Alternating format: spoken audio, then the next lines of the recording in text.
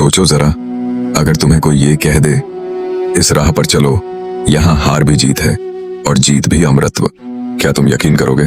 क्योंकि सामान्य जीवन में तो हार का मतलब अपमान और हार का मतलब अंत होता है, लेकिन गीता कहती है धर्म के मार्ग पर हार और जीत दोनों तुम्हें उठाते हैं, गिराते नहीं। यही है उस दिव्य युद्ध का रहस्य जो हर इंसान अपनी जिंदगी में लड़ता है। लेकिन अगर तुमने पिछली वीडियो अध्याय 2 श्लोक 33 से 37 नहीं देखी तो आज की बात तुम्हें अधूरी और कड़वी लगेगी, क्योंकि वहां कृष्ण ने अर्जुन से कहा था भागने पर तुम्हें सिर्फ अपमान मिलेगा और अपमान मृत्यु से भी बड़ा कष्ट है।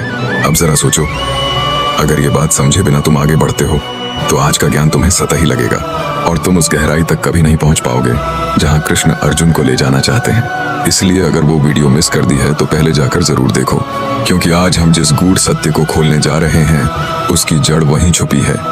श्लोक 38 सुख दुखे समय कृत्वा लाभाला भव जया जयो ततो युद्धाय युजस्व नैवं पापम अवाप्स्यसि।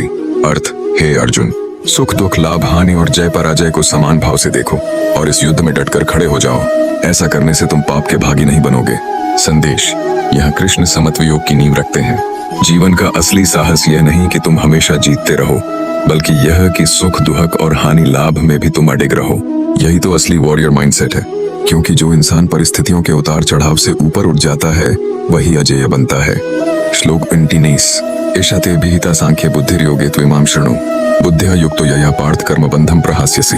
अर्थ, अब तक मैंने तुम्हें ज्ञान योग की बुद्धि समझाई, अब योग की बुद्धि सुनो। इस बुद्धि से जुड़कर हे पार्थ तुम कर्म के बंधनों से मुक्त हो जाओगे।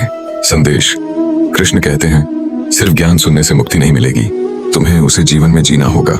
ज्ञान को कर्म से जोड़ो, तभी आत्मा मुक्त होगी। यानी सिर्फ किताबें पढ़ना काफी नहीं, जीवन के रणभूमि में उतरना ही असली योग है। श्लोक 40 नेहाभिक्रमणाशोस्ति प्रत्यवायो न विद्यते स्वल्पमप्यस्य धर्मस्य त्रायते महतो भयात्।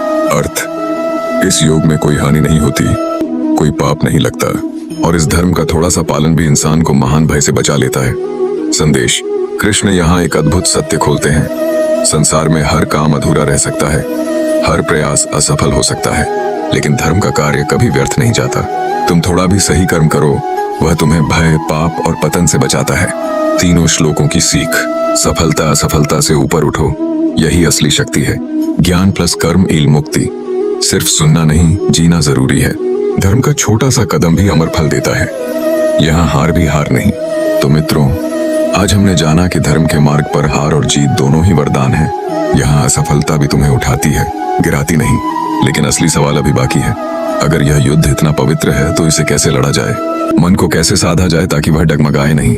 यही उत्तर मिलेगा हमें अगली वीडियो अध्याय 2 श्लोक 41 से 45 में, जहां कृष्ण एकाग्र बुद्धि और अनेक इच्छाओं वाली बुद्धि का रहस्य खोलते हैं। अगर तुम यह जानना चाहते हो कि क्यों ज्यादातर लोग बिखरे रहते हैं और क्यों सिर्फ कुछ लोग अपनी शक्ति को केंद्रित करके विजयी बनते हैं, तो अगली वीडियो किसी हाल में मिस मत करना।